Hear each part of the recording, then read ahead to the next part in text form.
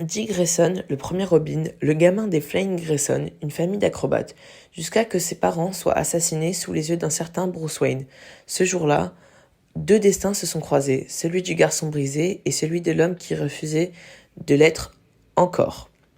Bruce l'adopte, le forme et lui donne un symbole, Robin.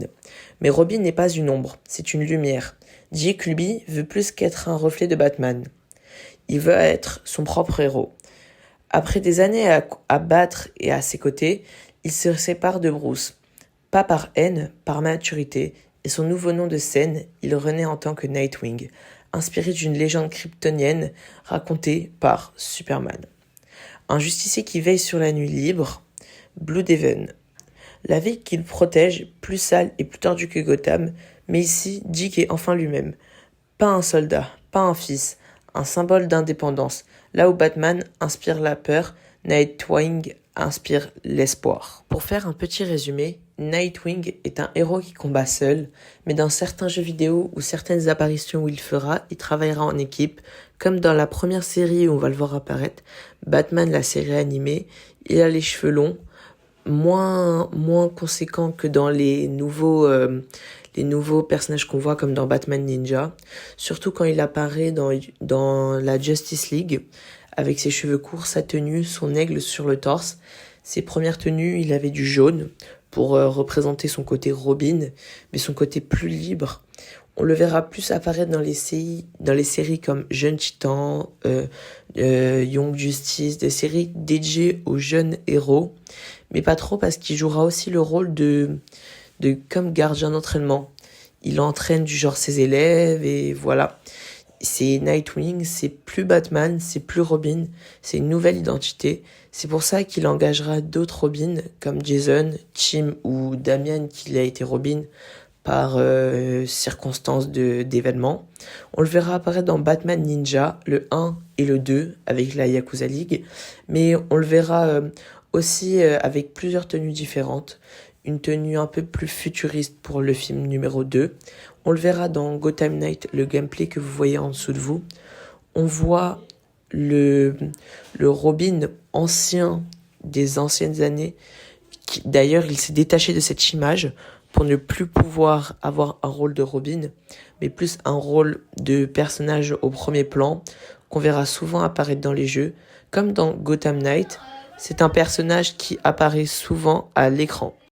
Pour cette deuxième partie de vidéo, nous allons parler de Red Hood, le Jason brisé, le Robin brisé.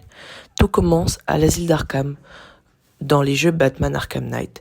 Mais dans la vraie histoire de 98 ou 88, je ne me souviens plus, on voit Jason torturé par le Joker avec un pied de biche, et je comprends toujours pas pourquoi dans les nouveaux comics ils lui ont donné un pied de biche comme arme.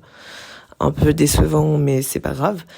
Son histoire, c'est il se fait torturer par le Joker, meurt, torturé bien sûr, et remis à la vie avec le puits de Lazare grâce à Ra's al Ghul, et ensuite devient contrôlé par le Joker Red Hood, mais après se créera sa propre identité, comme on peut le voir dans Batman et Robin, dans Batman la série animée, et Batman et la Yakuza League.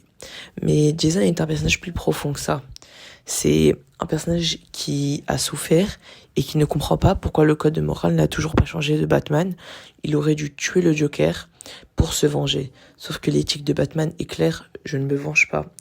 Or, si Batman aurait franchi la ligne, il ne serait plus jamais revenu en arrière, comme vous pouvez voir dans le film Batman sous le masque rouge.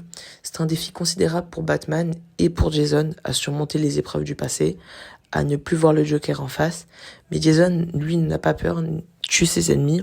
Et s'il l'avait vraiment voulu, il aurait pu se venger du Joker, mais pourtant il l'a pas fait parce que il soutient Batman et c'est ce qu'il a vécu. Donc, en cet acte de bravoure, il n'a pas tué le Joker. Il apparaît des fois dans des films, dans des séries, mais très brièvement. À part dans le film Red Hood sous le masque rouge, on le verra apparaître pendant tout le film, c'est son film principal. Et il y aura peu d'apparitions comme dans la série Young Justice. On le verra apparaître que pendant peu de temps. Je crois que c'était sur l'île de Ra's al Ghul. Mais vraiment peu de temps et même pas dans sa vraie tenue comics accurate. Il n'y a que dans le jeu Gotham Knight où on a une vraie histoire sur lui. Dans le jeu Arkham Knight aussi. On le voit, on dirait plus un Deadpool quand on le voit comme ça dans Gotham Knight, mais le personnage fait très bien l'affaire. C'est une très belle référence pour ce personnage. N'hésitez pas à vous abonner. Prochaine vidéo, les 7 variantes de Batman.